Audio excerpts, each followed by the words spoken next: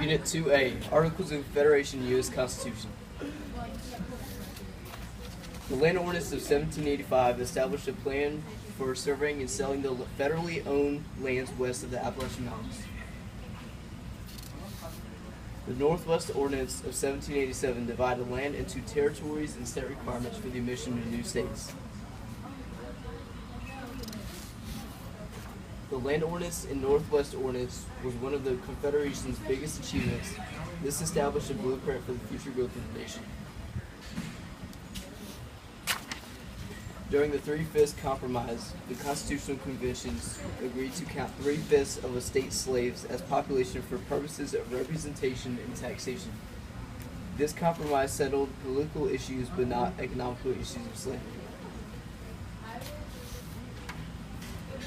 The Great Compromise was a two-house Congress to satisfy both big and small states, which caused each state to have equal representation in the Senate. The Electoral College was a group of people selected by the states to elect the president and vice president.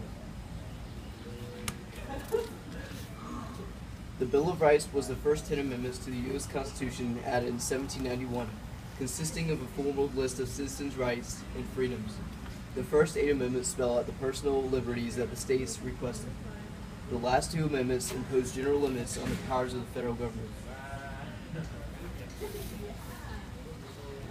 The Federalists were huge supporters of the Constitution and a strong government. They favored the new Constitution's balance of power between the new states and national government. Anti-Federalists were opponents of a strong central government and highly disliked the Federalists. They feared that the government would serve the interests of the privileged minority and ignore the rights of the majority.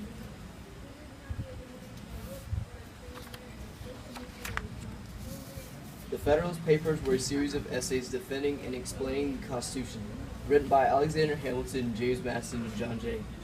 These essays provided an analysis and an explanation of constitutional provisions, such as the separation of powers and limits on the power of majorities that remain still important today.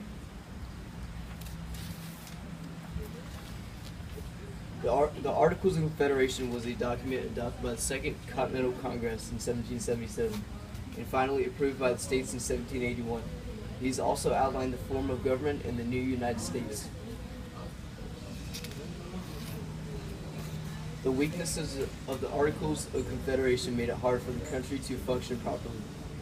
These weaknesses include a lack of national unity, individual states running and functioning differently, and lack of support from states for National Congress led to foreign relation problems for Congress. The Articles of Confederation were proposed to create a new type of government and sets of laws. These gave the new national government the power to declare war, make peace, and also sign treaties.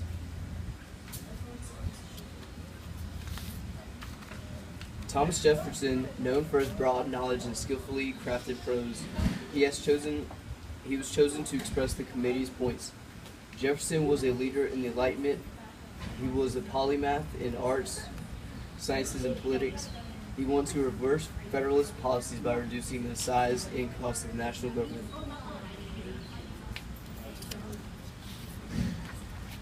James Madison, known as the father of the Constitution, James Madison and 56 delegates met in Philadelphia and intended to amend the Articles of Confederation, but ended up making a new constitution.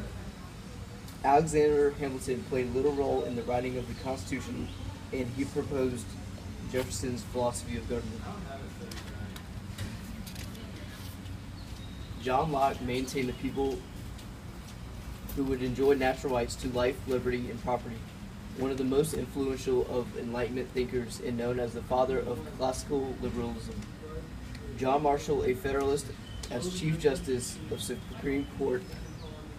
His court opinions helped lay the basis for the U.S. constitutional law and made the Supreme Court of the U.S. a co-equal branch.